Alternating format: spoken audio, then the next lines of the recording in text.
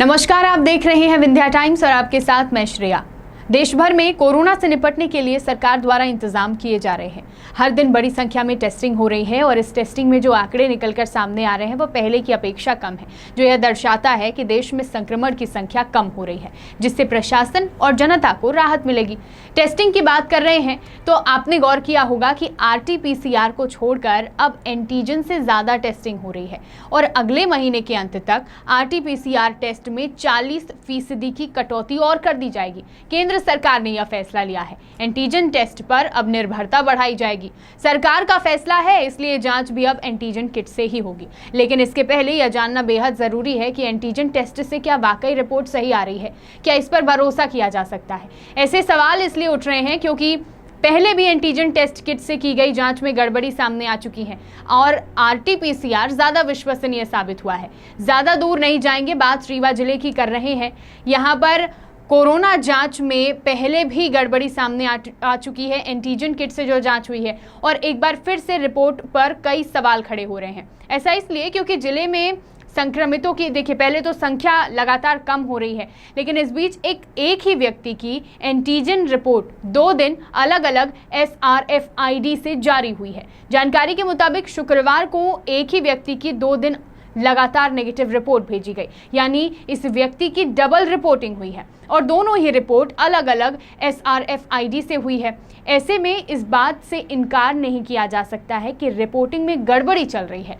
जानकारी के मुताबिक 35 वर्षीय विकास कुमार ने 20 मई को एंटीजन से जिला अस्पताल में कोरोना जांच कराई थी। जांच कराने के बाद उन्हें नेगेटिव रिपोर्ट दी गई।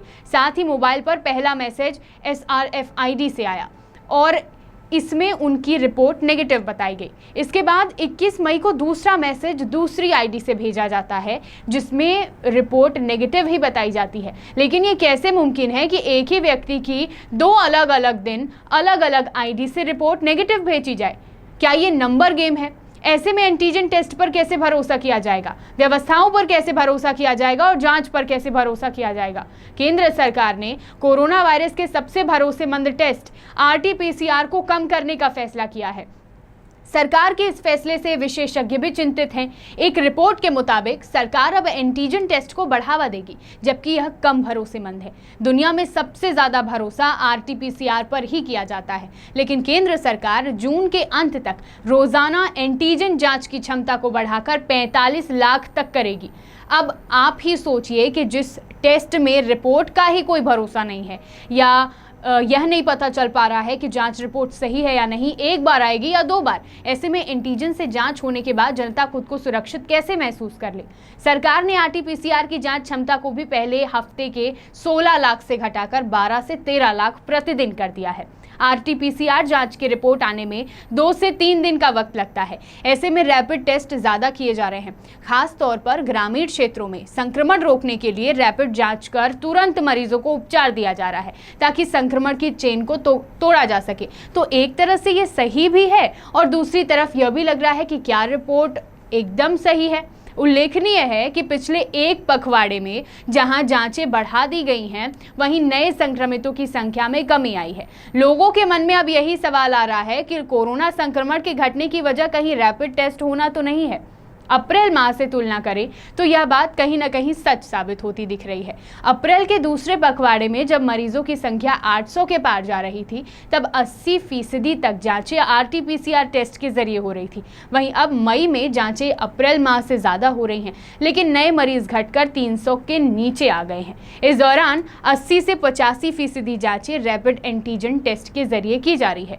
ऐसे में सवाल उठ रहा है कि पहली लहर में जहां RT-PCR जांचों को प्राथमिकता दी गई, तब दूसरी लहर में रैपिड टेस्ट को प्राथमिकता क्यों दी जा रही है? विशेषज्ञों का यह मानना है कि RT-PCR टेस्ट रैपिड टेस्ट की तुलना में कई गुना ज्यादा सटीक होता है। इधर स्वास्थ्य विभाग का यह कहना है कि रैपिड जांच बढ़ाने के पीछे का मकसद तेजी से ज्यादा सैंपलिंग और रिजल्ट है, ताकि संक्रमण की चेन को ब्रेक किया जा सके।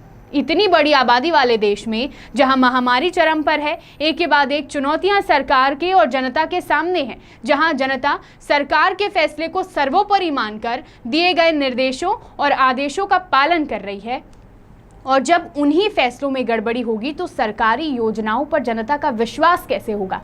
देश की जनता सुरक्षित कैसे हो पाएगी? है।